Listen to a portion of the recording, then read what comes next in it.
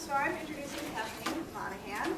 She is the former board chair of States United to Prevent Gun Violence, the only national affiliation of grassroots state gun violence prevention groups. Kathleen was director of the Illinois Healthcare and Human Services Framework Project under Governor Quinn.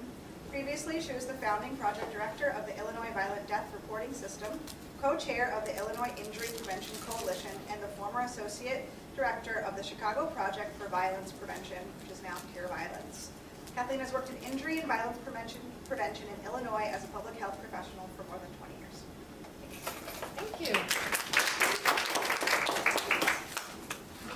I'm going to hit the light so we can see your slides a little better. Is it on? Yeah, it's on. Hi, everyone. First, I want to tell you a little bit about how I ended up here, because I was a 35-year-old grad student in the old public health building, and I went to a brown bag lunch. Actually, my friends went to a brown bag lunch, so I urge all of you to go to brown bag lunches, because that is how I ended up in the field of violence prevention back in 1995. Gary Slutkin was new to Chicago, and our little project was me as a part-time student and then me full-time once I graduated, and it was just called the Chicago Project for Violence Prevention. We didn't have interrupters. We were working in 7 of the worst communities in the city, and we just gradually grew. The field of violence prevention didn't even exist back then. So honestly, you can have a transformative experience going to a brown bag lunch. I highly recommend it. One of the first people that I hired when I was there is now the head of the violence prevention program for the Chicago Department of Public Health. Her name's Marlita White. So that's all. Just want to put in a plug for being open-minded and expansive. The very first meeting that I went to as a part-time employee of the Chicago Project for Violence Prevention was about data. And I have spent most of my career tussling over data and trying to get data, largely on violence, but very specifically gun violence as well. And I know the focus of this class is the Epidemics of Injustice, is that the exact title? And so a lot of what I'm going to talk about tonight is how structurally the government has kept information and money from researchers about guns and gun violence here in the States. IVD, the National Violent Death Reporting System, when it started, was only 7 states. It still isn't a national system, and most of the states that are part of it don't even cover their entire state. So the entire system of tracking guns and gun violence in the country is almost a perfect metaphor for the epidemics of injustice. Okay. Most of you in this class, I'm sure, know what I'm about to say, but we all know that homicide disproportionately affects black males, and that suicide is a white and rural problem. And so our violence in Chicago is vastly different than the type of gun violence, suicide is included in gun violence, that the rest of the country experiences. And in fact, suicides are generally 2/3 of the total gun violence problem, and homicides are only about 1/3. That tends to surprise people. It might not surprise any of you, but if there are 35,000 gun deaths in America in a year, only about 15,000 of them are homicides only. You know, I say that so casually. There are about 325 to 350 million guns in the U.S. Again, that's another fact that we can't get a handle on because of the government preventing people from studying the issue. I also have a lot of experience dealing with the National Rifle Association, and they are a huge part of the reason that we don't have access to this data.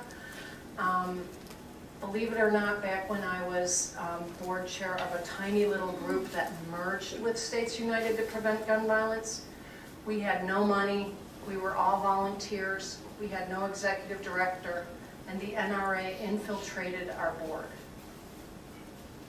Yep, you can look it up.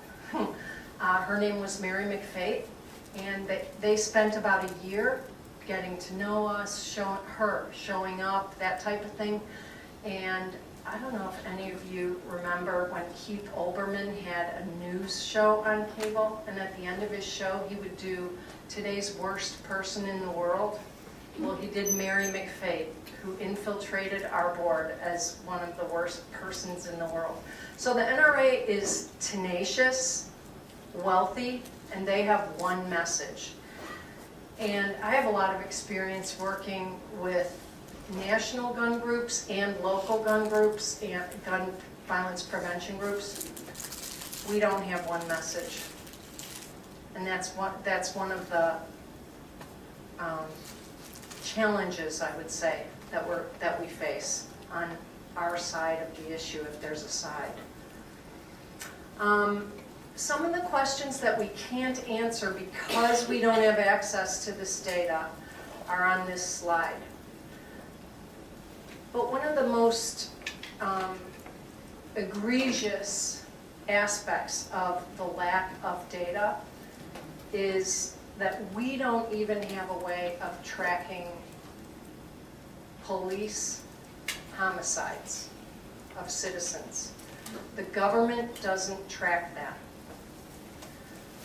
And I think in this class that would be something you guys would be kind of up in arms about. It's among many things that the government doesn't track. There are some good data sources now that can give an approximation, but there's no one entity tracking that. Another aspect of this lack of data and the lack of funding is that there's a lack of researchers. So if any of you are really interested in getting into a field where it's probably opening up right now because money is starting to flow into gun violence research, and the entire landscape has changed since Parkland. I can't tell you how different it is right now. And everyone's experiencing it, but having worked in this for 25 years, it is radically different right now. So if you're thinking about it as a potential career, I probably know almost every researcher in the country, and I'd be happy to make introductions for any one of you. So you guys have probably seen these statistics. This slide shows, though, the increase in gun deaths and the percent that are suicides out of all the firearm deaths. And just as a comparison, I'm sorry, yep? The previous slide had some of the statistics, and the bottom one, 8 kids dying from gun violence every day, was on a billboard of the Eisenhower here in Chicago. And I wonder, where does that information come from? What's the source of that? Can I get back to you? Yeah, absolutely. I took it from a presentation I made a couple months ago, but dying from gun violence, it doesn't necessarily mean that they were all murdered. No, So, okay, I promise I will get back to you. So an interesting aspect of all this gun violence, even though it's increasing right now, is that when I went to work for the Chicago Project for Violence Prevention, there were over 900 homicides a year in Chicago in the mid-90s. The information landscape was very, very different then, and so now we read every single day about almost every homicide and shooting. Back then, so this year I think we're in line for about 500. Does anyone know? Here in Chicago proper. So historically, we're down. But we have a good focus on it now with all the media, and obviously it's a leading cause of death. It still needs to be worked on. So here are some of the laws and regulations that brought us to where we are now. The Bureau of Alcohol, Tobacco, and Firearms isn't allowed to inspect gun dealers. The Dickey Amendment, I'm going to talk a whole lot about that, prevented the CDC from doing research into gun violence. The T-Hart Amendment, which is an appropriations amendment, prohibits law enforcement from sharing data. The assault weapons ban expired. There's something called the PLCAA, which basically makes gun manufacturers the only industry in our country that is immune from lawsuits. And then the Supreme Court validated the individual right to bear arms. So what that means practically for anyone who's working in the gun violence prevention world, like myself and my friends and my colleagues, is that the gun lobby doesn't really need to work at the federal level anymore. So they are really focused on a state-by-state approach, and every year dozens and sometimes hundreds of bills are introduced in every single state to chip away and erode at good gun laws. And that's why it's so fractured, because we have to fight back on every single one of those bills.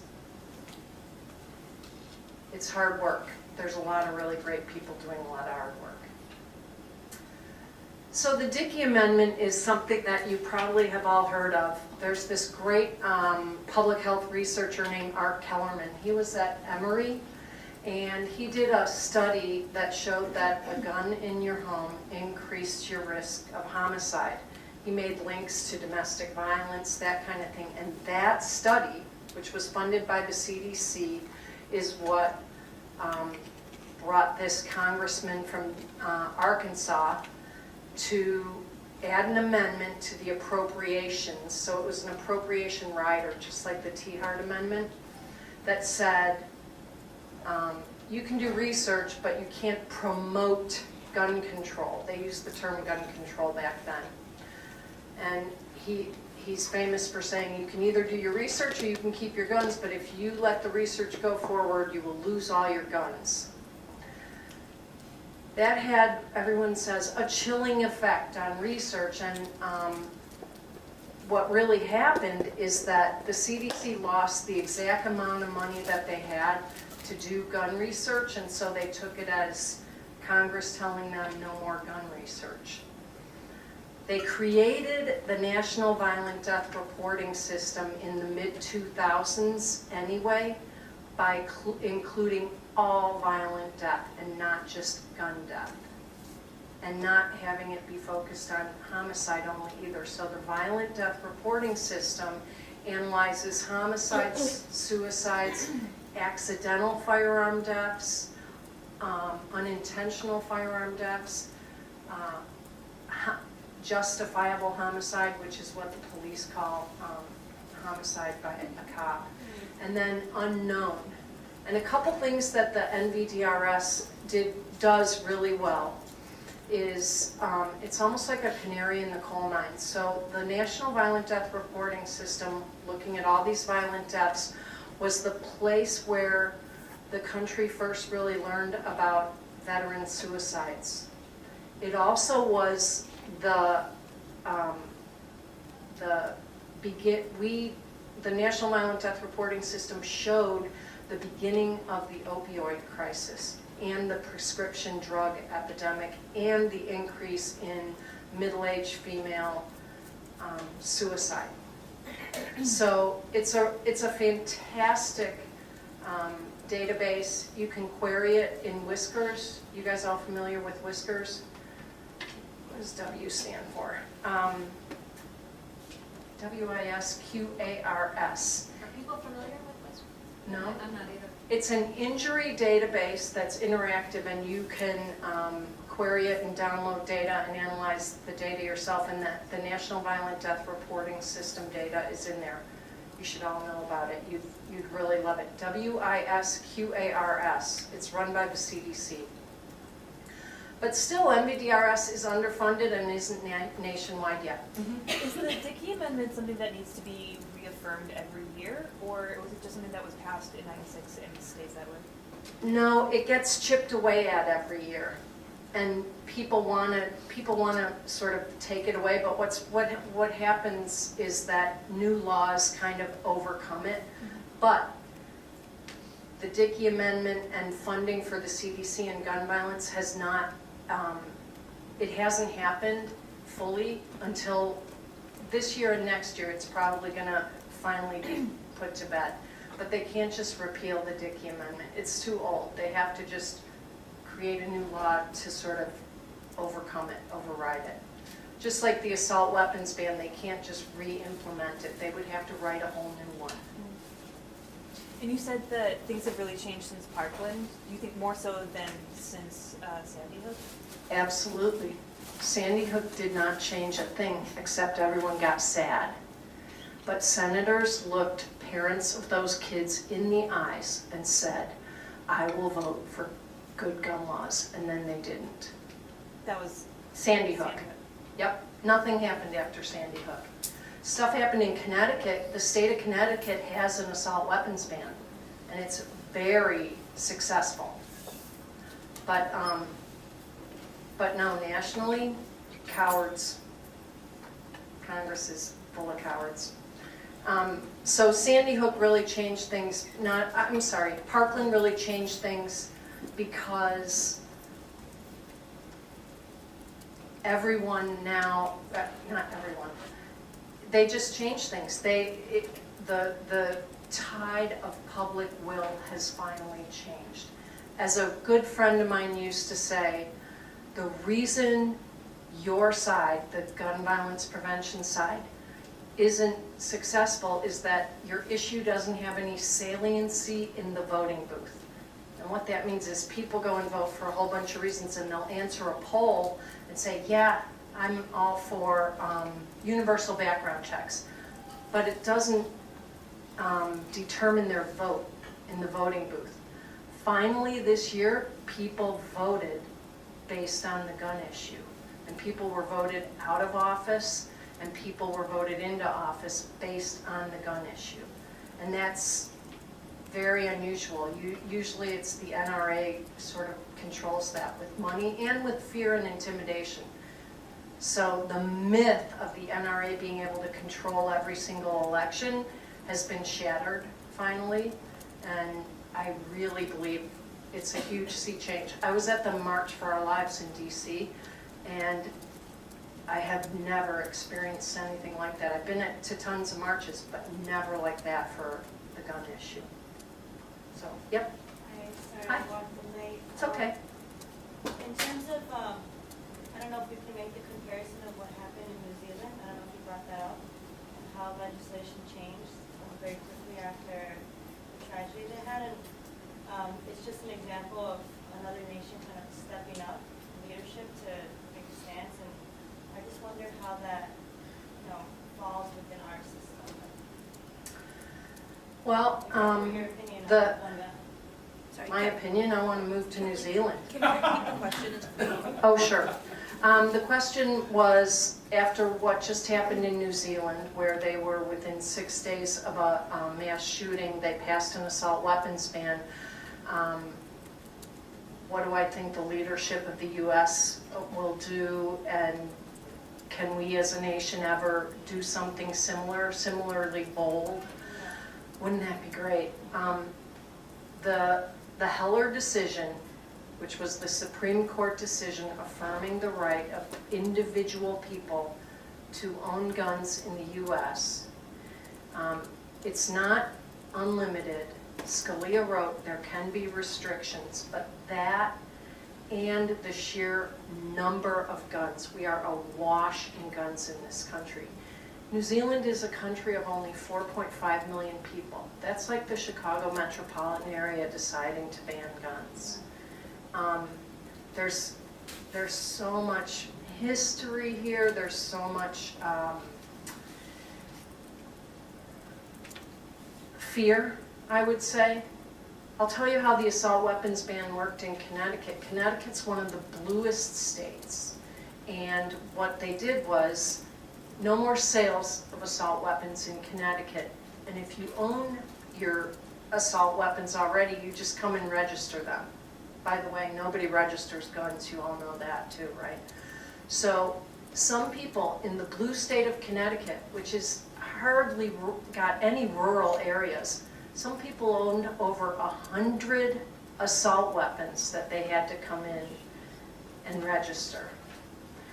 The way the NRA works is that they are the lobbying arm of the gun manufacturers. They are not member driven.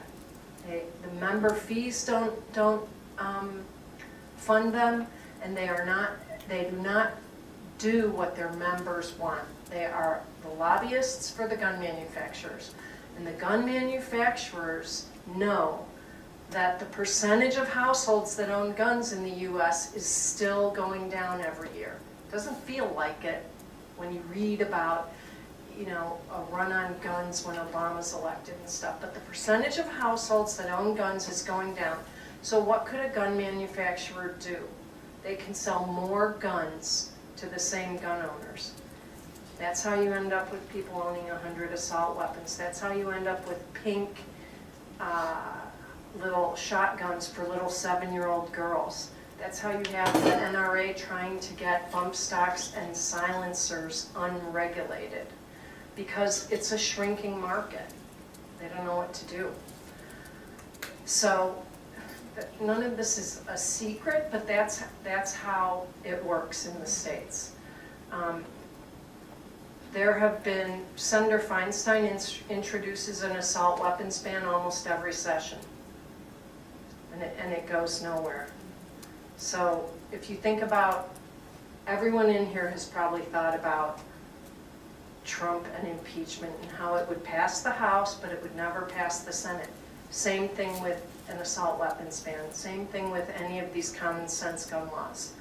The House did just pass a couple of really good laws, and it's the first time in 10 years. One is a universal background check, and one is, I think it's registration, licensing to purchase ammunition. So they passed the House, and McConnell's not even going to bring them up on the floor.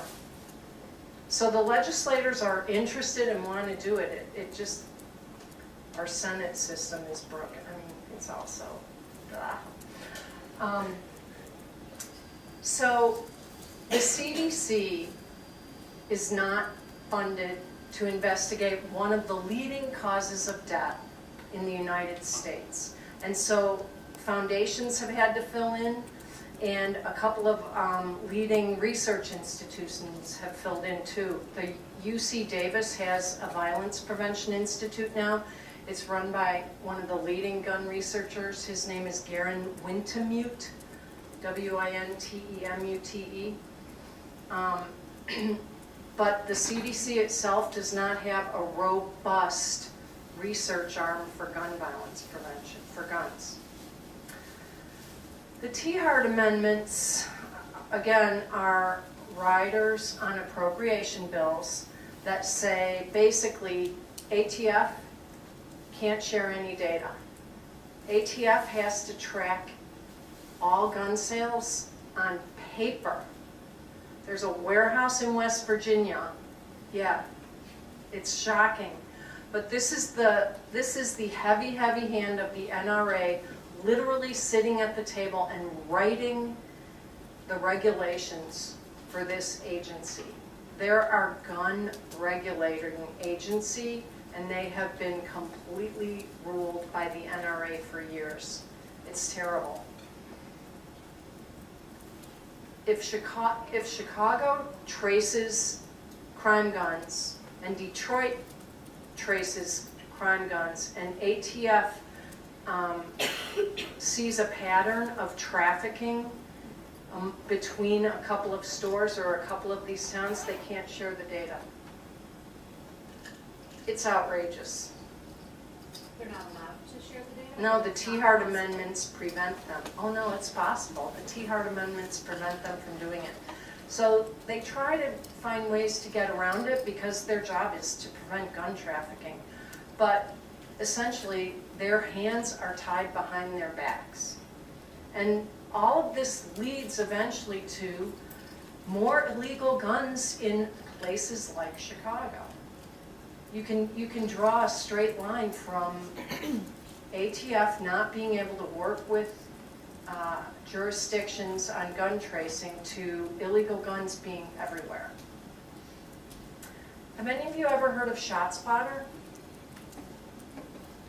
ShotSpotter is gunfire detection software, which sounds a little big brothery and ominous, but imagine that you live in one of the worst neighborhoods in the city and there is gunfire all the time. So much gunfire that the neighborhood's traumatized and you're so accustomed to it, and no one calls the cops anymore because, oh, that was just, someone just shot off an AK or something.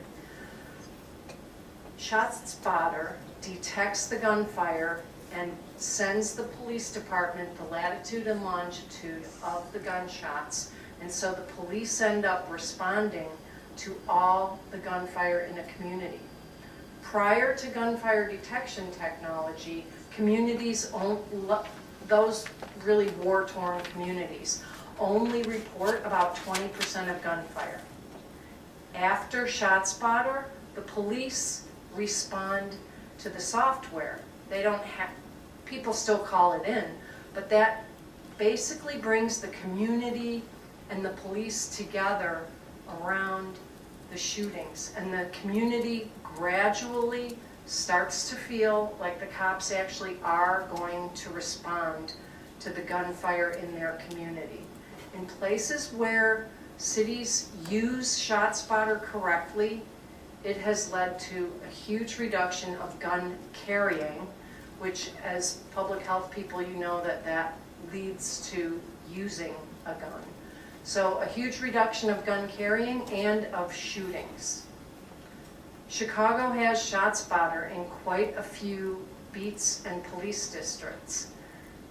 It's unclear to me whether they're using it properly or not, and I don't know how to, analyze that.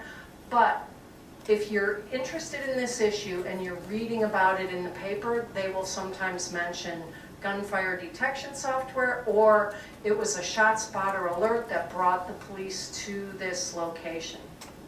Sometimes the police show up and they find someone who's been shot and no one has called it in.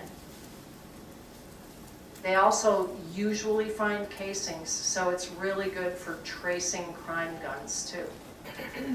One other thing I want, What do you mean by using it correctly? A lot of jurisdictions buy ShotSpotter technology so they can say they're using ShotSpotter technology, and then when ShotSpotter alerts the police that there was a shooting, they don't do anything. They just compare their ShotSpotter list to their call-in list. So the agency has to be training the cops in the use of it and responding to the alerts. In what part in Chicago they have this kind of ShotSpotter? And what district?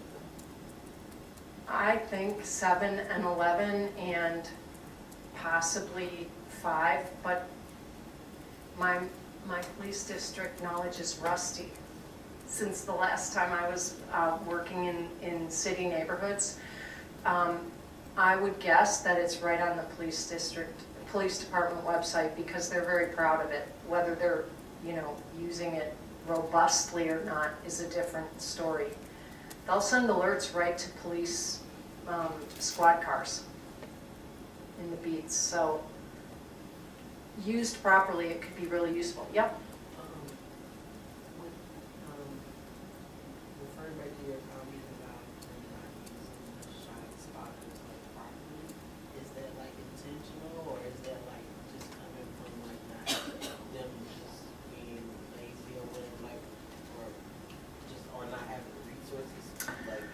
Well, think, Can you repeat the question? sure. If a jurisdiction, and I'm not saying Chicago isn't using it properly, I don't know. If a jurisdiction isn't using ShotSpotter correctly, why would they not use it correctly? Is it because of laziness, or they're not training, or they just don't care? Is that about it? So think about it. Before ShotSpotter, when the public or the media approached a police department, let's say, I'm just going to randomly say Miami or Phoenix or something, and the police department's party line is, we respond to all gunfire, all the time in all of our neighborhoods. We're not ignoring these neighborhoods. We're not ignoring the neighborhoods where there's a lot of shootings. We work really hard, and we're good partners with the community. And so they can even say there were X number of shootings in this neighborhood in the last month. They have their own statistics.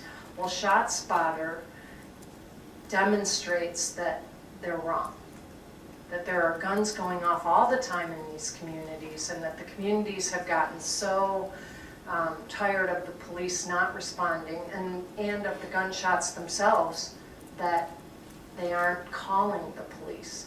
So the police don't want to be embarrassed by the discrepancy between the number of shootings they say are happening and the number of shootings that are actually happening, because ShotSpotter is incredibly accurate, really, really accurate. So that's part of it. It's the egg on your face. Part of it is that in a smaller jurisdiction, probably not Chicago, but a place where the city council might be more liberal than the police department, the city council buys the ShotSpotter software and tells the police, you have to use this. So then they install it, and they just don't do anything with the ShotSpotter alerts. Does that answer your question? Yeah. Mm-hmm. So is that ShotSpotter, like, is it decentralized, or is a community? For example, can we trace how many respond to a Black and brown community as compared to a white community? Is it? You're asking, could you Yes, track please. ShotSpotter Yes. alerts? They go right to the police. ShotSpotter actually has live human beings in a central location in California sending the information to the Chicago Police Department or the Miami or the New York. New York has it almost everywhere. So no, it's not a citizen-based system. And it really does only pick up gunfire. It's not a listening device in the community for, hearing drug deals go down or anything like that. It just tracks gunshots. And on 4th of July, they're very busy. So if I went to the police station right now and try to track how many gunshots were fired in my neighborhood compared to a neighborhood in the suburb, can I get the statistics of that? You probably can if they have ShotSpotter. If they don't have ShotSpotter, they're going to have information. They'll tell you how many shootings they had in the last month or something. Each district has a lot of data available. I think it's not perfect, but there's a lot of information you can get from the police. Do you go to your beat meetings? Yes, sometimes. So you can ask now. No, that's okay. You can ask now if ShotSpotter's in your neighborhood or in your beat, and if it is, you can ask for ShotSpotter to start being shared at the beat meetings. And if you're friendly with beat cops in their car and they have it in their car, you can ask them to show it to you. One last thing I wanted to mention down there at the bottom there is BRFIS. Anyone know what BRFIS is? Behavioral Risk Factor Surveillance System run by the CDC. They used to ask about gun ownership, and they don't anymore. And so when researchers want to talk about how many homes own guns or how many guns are in each home, they have to rely on really old BRFIS data. We don't have a handle on how many guns there are in America. ATF should know, but they're not allowed to keep a registry. A really easy way to think about the insanity of gun tracking is to think about how we track cars and license them and tax them, and each one has a VIN number, and if it's in a crash, we have an entire tracking system called FARS that tracks everything about that crash so that we can prevent future crashes. And we make people have licenses, and we don't let them have one until they're 16, and we make them have insurance and all these things, and when there's problems, we do things to fix it, and none of that happens with guns. This just shows how in a 15-year period, ATF's budget was basically not flat, but it really only got sort of cost of living increases. So they're always the weakest agency at the federal level. Again, that's by design of the NRA. There's a lot of talk about having them be absorbed into the FBI, which sounds like, oh no, we'll get rid of our gun police. They're really the gun police. But the FBI has a massively robust system and really strong lobbying on the Hill. And so if ATF were absorbed into the FBI, they might actually be stronger, because it's in the NRA's best interest to have a weak ATF. They're able to tie their hands. They're able to force them to keep paper records. They're able to have them not share their data. They wouldn't be able to do that if they were part of the FBI. It's talked about a lot. I don't know if it's actually going to happen. This is just a quick slide about how much the NRA has spent. This was just in 2016, but I think a more interesting slide is this one. The amount they spent in 2016 of that 30 million, only 10 was supporting Donald Trump. 20 was anti-Hillary Clinton. I'm going to just show you a couple more kind of fun stats. The Giffords Law Center gives grades to every single state for how strong or weak your gun laws are. And so the states are listed by their grades. And Illinois is at the bottom of the B. If you can't see it, we have about a B minus. We actually have some very strong gun laws in Illinois and in Chicago. The red is states whose death rates are higher than the national average. Gun death rates higher than the national average. So look, if you have bad gun laws, your gun death rates are higher than the national average. It's almost like a perfect public health experiment. It's almost like motorcycle helmets. Live in a state with weak gun laws, you're more at risk of gun death. And Illinois would probably be way lower without Chicago in it, as you all know. But if you guys have been tracking urban gun violence, so I already told you that we're historically lower already than the mid-90s. If we're going to have 500 or 600 this year, I'm sorry, I don't know exactly.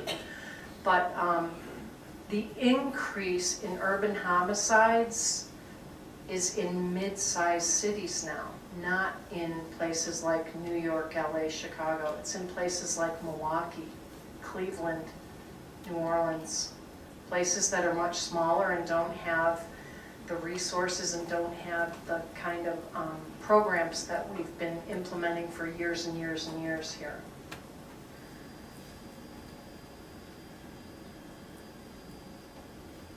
Illinois just passed a firearms restraining order. Does anyone know what that is?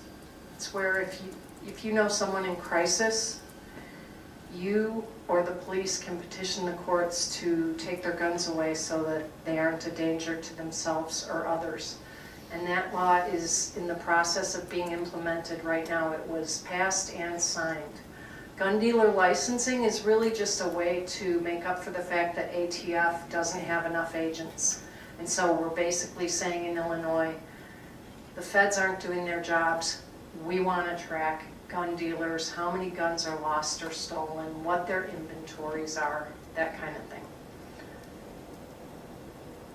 So I kind of want to stop here and just talk for a while about questions you might have. I have more information to show you, but I wanted to have more of a conversation. So not only do I feel like things have changed since Parkland, in the last few years there has been a huge increase in new and better information around gun violence. And so I wanted to share some of that with you, and I wanted to share some of the organizations that have recently been created around this issue, if you're interested. I don't know what you guys like to talk about here. Anyone? I just want to give a little context. I think that this is personally weighing really heavy on me because of New Zealand, and I came to class with Yvette's question too of like, what the hell? Like, Why can't we do why that can't here? we do this? And Dolores runs an organization called Padres Angeles that supports parents who lost children to gun violence, and so she shared in class these beautiful quilts she makes with photos of victims, of people who have died from gun violence. And so I'm just feeling like it's all kind of very personal. And one of the things that we're trying to do in this class is to really name these systems and these structures that work to cumulatively advantage some people and disadvantage others. And I think just even your first few slides are just eerie. Chilling, just chilling. The way, and I think the two things that you said that stand out to me is the NRA having a sophisticated voice, but fractured. No, the NRA's voice is a singular a voice. singular voice. No gun restrictions, period. Everyone gets a gun, no restrictions. We, on our side, we fight about whether we want a full assault weapons ban and whether or not micro-stamping of bullets is appropriate or not. I mean, and they sort of have us running in circles because each state it's a patchwork, you know, based on that ABCDF. And if we want to, there's no one law that we can pass federally that will magically transform us into a safer country. Universal background checks would be close. And that's what Congress just passed, the House just passed, but it's not going to be called for a vote in the Senate. Right now, have you ever heard of the term gun show loophole? So the Brady background check system was put in place when Reagan got shot and his press secretary got shot in the head. And so the idea was that we would do a background check on anyone who's buying a gun, and there would be a system that could be pinged to see if this person has been involuntarily committed to a mental health facility or convicted of a felony. There are a few restrictions on buying a gun. Well, that only works for federally licensed firearm dealers. They're called FFLs. And there is a robust gun sale market in the United States on the internet and at gun shows and private transfers, and none of them require background checks. Yep. I believe that bullets not have names, and a lot of children and young adults in my neighborhood here who is shooting and killing children and killing young adults. And the other thing is, for me, so important, this issue, because my daughter has gunshot when she was in high school. And it's not only me, it's a lot of people be touching from gun violence, you know, and nobody do anything. Yes, people get guns and, you know, killing, and especially, you know, twice a year we try to promote people bring the gun, and then they give like $100 for people who hasn't Gun buybacks. Yeah, and then but this is not resolve the problem in the community, because they still young people get killed. No, people turn in old guns and guns that don't work. And if you think about a kid growing up in one of the worst precincts in Chicago, they have a rate of homicide that is like a war zone. And so if you were growing up in that neighborhood, in that culture, in that violence, it would make sense to arm yourself. There's very little difference between a perpetrator and a victim before an event. They've all been arrested X number of times. They've all been part of a structure that leads them to carry a gun. So reducing, the fact that the gun is available makes their interpersonal arguments, violence, lethal. And then the fact that it shoots 9 or 10 bullets with 1 second, that's what hits innocent bystanders. There's a lot of layers that go into it. The easy availability of guns is something I've been working on, banging my head against the wall for 20 years. I'm so thrilled that there's a whole new wave of people that are interested in changing laws and working on it. Yep. In terms of that wave, especially you're saying since Parkland, what talk is there, if any, among people in your field about the fact that Black and brown teenagers and people in a lot of communities have been doing this work forever, but the class and race privilege afforded to a lot of the students at Parkland means that all of a sudden Yes. the country decides to pay attention? You're absolutely right, and thank goodness the Parkland kids recognized that right away. Did you know they came here within a month of the shooting and met with kids in Chicago and brought them into their March for Our Lives organization? So the gun violence prevention community is privileged. We have the luxury of working on gun violence as a lifelong career or as a passion. We don't live in those communities, but there are many, many organizations working grassroots on the ground who do work with those communities. Here in Illinois, have any of you ever gone to a protest, march, demonstration around anything around the gun issue? March for Our Lives, or so did Moms Demand Action show up? Did Illinois Council Against Handgun Violence show up? Yep. Were people wearing orange shirts? That's a national movement now started by Hadia Pendleton.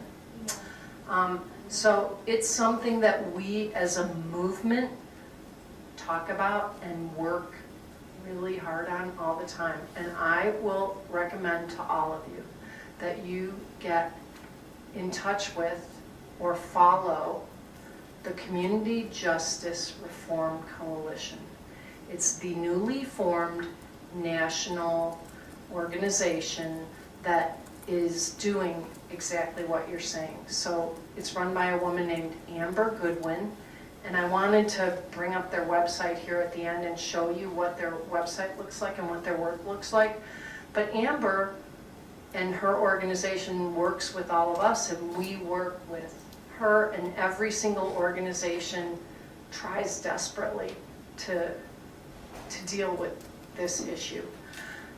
The bigger policy picture is a very different place than the on-the-ground grassroots. And so there's these national organizations working on federal policy and on changing the discussion and that type of thing. And then each state has grassroots organizations that hopefully don't look the way you describe. Yeah, I know in Illinois they don't. So, what do you think? Should we try and pull up Community Justice Reform Coalition? They are totally the place this class needs to be communicating or signing up for their newsletter or something. If you guys want really good information from just one source, I highly recommend that you sign up for something called The Trace. just in the last couple of years, it is an online journalistic organization that only focuses on guns and gun violence. It is excellent. They have fantastic reporters, in-depth analysis.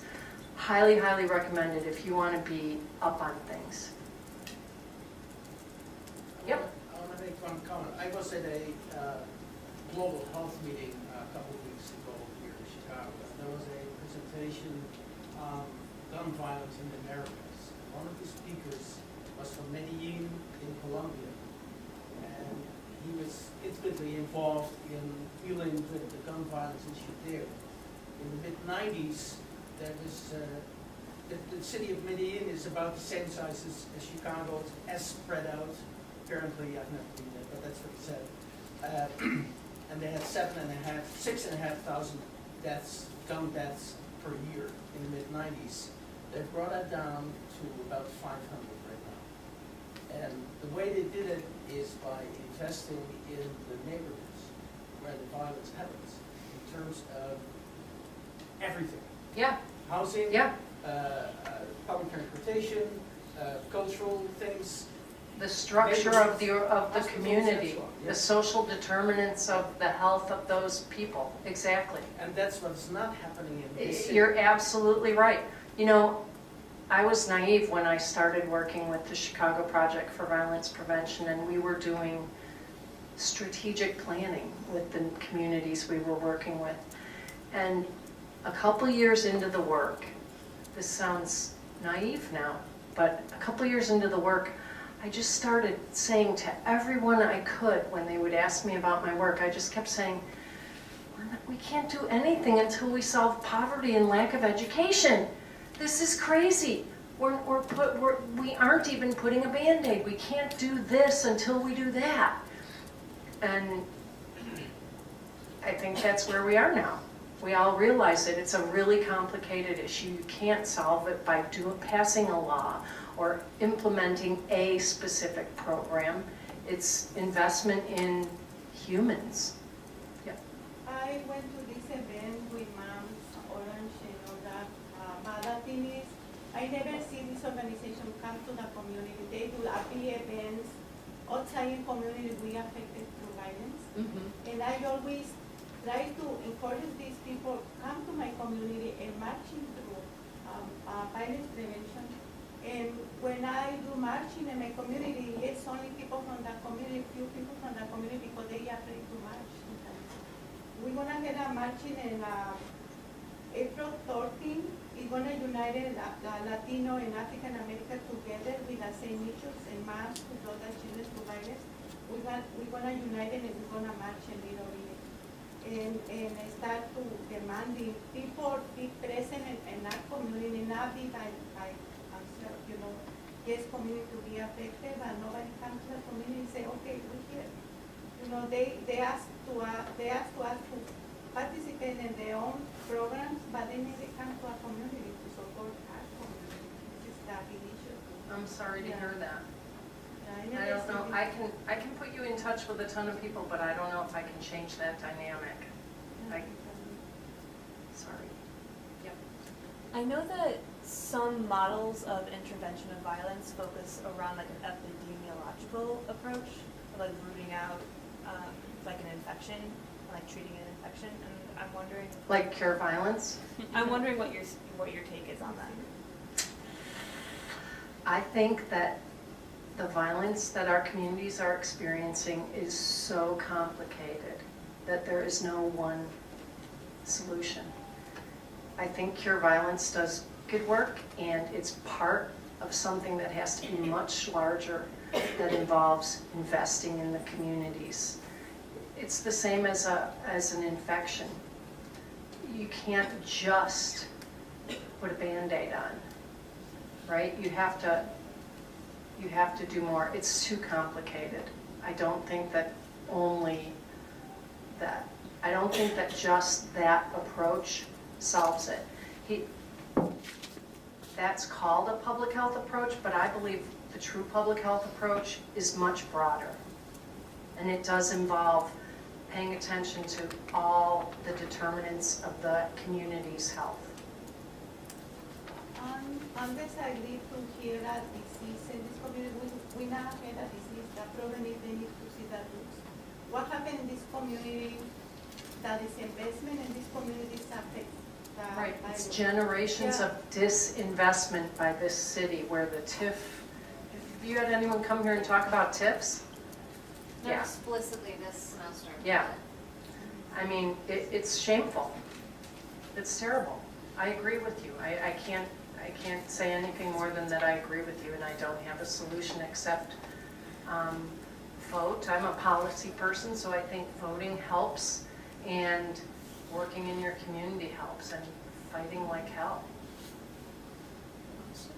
Yep, sorry. Do you, with the upcoming elections in the city, is there anyone running in any of the races that you think have public health assessment or analysis of guns?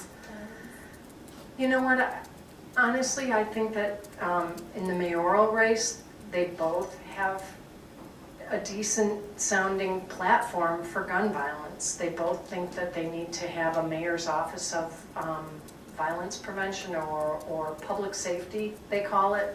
And so I don't know if I would stand here and tell you that I think one's better than the other. I was so thrilled that they're the two that are facing off. I'm just thrilled.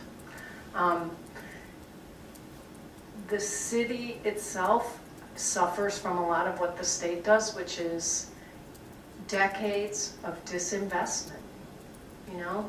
Decades of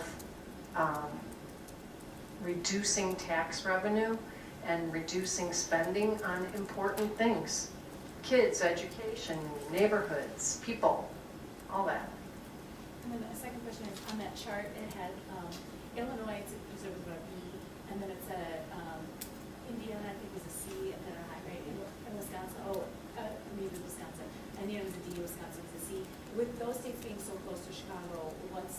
They're the source of Yeah. half of Chicago's crime guns. You can, oh sure. With Wisconsin and Indiana, and actually Missouri has no laws. Missouri's even worse than Indiana and Wisconsin. With those states surrounding Illinois, how does that affect us here in Illinois? We have good gun laws, but that's exactly what the problem is nationally. It's a problem for Chicago, it's a problem for Illinois, but it's also the problem nationally, especially if they ever pass something called universal carry, where someone has a permit to carry in Missouri and they didn't even have to pass a background check, and then they can carry that gun anywhere, even in the New York subways. That's what the NRA is trying to pass right now. So that's the type of crap we have to fight against constantly. Okay, Community Justice Reform Coalition, the trace I told you about. If you want to look up just facts about gun laws, state by state or just national laws, the Giffords Law Center is phenomenal. It used to just be called the Law Center, and then they merged with Gabby Gifford's group. The U of C Crime Lab does great work here in the city. I told you about the Illinois Council. The Illinois Violent Death Reporting System, I'm happy to say, since I was the founding director, we started it in about 2004. It is going strong. It is going to be statewide soon. It's still based at Lurie Children's Hospital, but it tracks violent deaths for all ages, not just children. Oh, and the Violence Policy Center has excellent, excellent stuff. So, Can I ask you a question about the reporting system? Yeah. Just because that's an example of something that was put in place to address the insufficient data structure in public health or governance. So you're looking at death certificates? Is that the source? oh, it's actually fascinating. It is, it's a data linkage project. We link data from public health, law enforcement, city clerks. We link all sorts of data sources, including newspapers. So You have to have coroner and medical examiner information, you have to have police information, you have to have vital statistics. Do you have firearm data associated linked with that, the use of a firearm relating to the death? Like, Yeah, in fact, I have the latest, which is 2016, information from the IVDRS. My friends over at IVDRS whipped these over to me a week ago. So this is 2016, they're a year behind, sorry, 2 years behind, but that's the nature of like super robust data collection. Has to be extremely precise. And none of these have rates yet because they don't have any denominators yet, but so they do firearm deaths and then manner of death. They have tons of reports on their website. I really urge you to look at those reports because they do trends, they do urban youth, they do alcohol and firearms, they do domestic violence reports.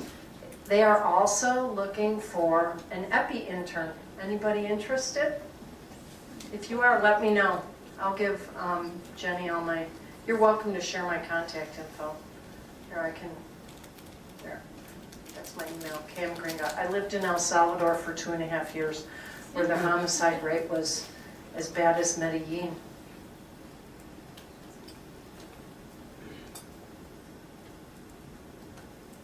a few more questions? I know I did see hands over here.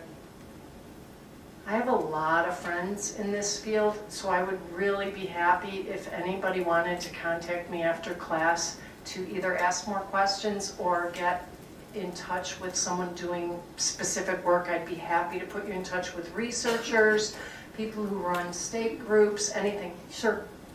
I'm curious to hear your perspective on why you think there's such a strong response to violence that focuses on a police response, meaning more investment in policing as a response to violence, and how we might reframe that. You know, the city spends 40% of its corporate fund on policing, $4 million a day at $1.5 billion a year, Yeah. while we're underinvesting in those police. Right, right. Because we've always turned Repeat the violence. It's about basically a criminal justice approach to gun violence as opposed to a public health approach. I think that's what he's saying, is that basically the city invests in turning this into a crime rather than investing in the communities, the people, the neighborhoods, the education, and that type of thing. And you're absolutely right. My opinion is actually we need both. I don't think it should be either or. I think the cops should be trained better to de-escalate. That's how they do it in the rest of the world. And I think that the cops are sometimes as traumatized as people in the community, and we need to deal with the mental health of everybody, not just the cops, not just the community. It's a complicated issue, isn't it? Yeah. Yep. I was wondering, can we have access to your slide? I think so. Sure. Jenny will Sure. send them out. I'm on Blackboard. One of the things, just one final thing, make sure I didn't miss anyone's hand. We had the students read for class this week is the policy statement that that APHA adopted, and I was hoping Cheryl was going to be here, but that was part of an ongoing effort, and a lot of Radical Public Health members were involved in just getting the American Association of Public Health to claim police violence as a public health issue. And it was a major accomplishment that it reminds me of you describing, just this lifelong commitment to change. That this is something that you would think is a no-brainer. Yeah, this is public health, but it really took a lot of reframing, a lot of pushback within our own community. And one of our speakers this semester, Charlene Carruthers, kind of made that point too, that sometimes you advocate your whole life and you don't actually see the change.